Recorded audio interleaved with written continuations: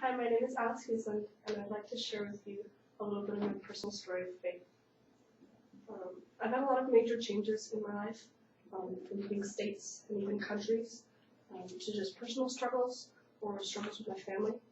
But the Lord has used each one of these things to grow me into who He has made me to be today, and I think He's going to use all these things even more to change me into who He wants me to be. I was born here in the U.S., in South Dakota, and my parents were Christian school teachers, but we moved around a lot. So finally, when I was 4, we settled in California for a few years. My dad was teaching, and my mom was taking care of my sisters and I. But my dad felt called to be a missionary to the UK. So we moved to England, to the north, with a family from my church in California, and they planted a church and really were trying to reach out to the community and spread the gospel. But they had a lot of challenges along the way.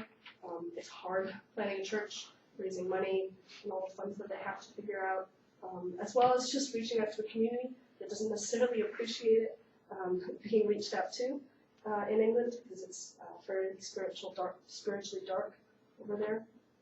But one of their biggest challenges was actually me. I was what you would call a problem child in some sense of the word. I was very argumentative, and I liked having my own way. And I could get violent sometimes. I remember taking something from my sister and not apologizing for it, and I got so lippy with my mom that she took me to spank me, and 40 minutes later she was still spanking me because I had been biting and clawing and pulling her hair. And yeah, so I gave my parents quite a few gray hairs growing up. However, God was still working in my life. And when I was 6, I was driving to school with my dad, and he had some gospel tracts in the car. The movie The Passion of the Christ had just come out. And I'd seen, my parents are missionaries. I'd seen plenty of tracts before.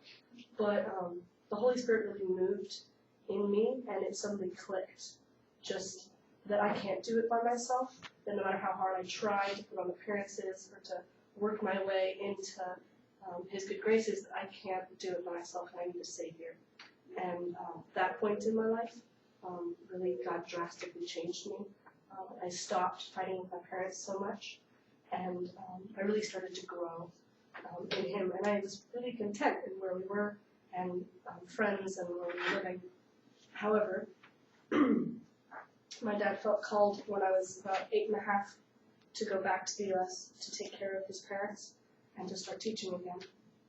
And I had a lot of hurt and pain from this, but I kind of bottled it up and didn't let it out. And until I was really emotionally drained, and it would come out in big bursts. And so I would argue a lot with my dad the first few years of elementary school and middle school here.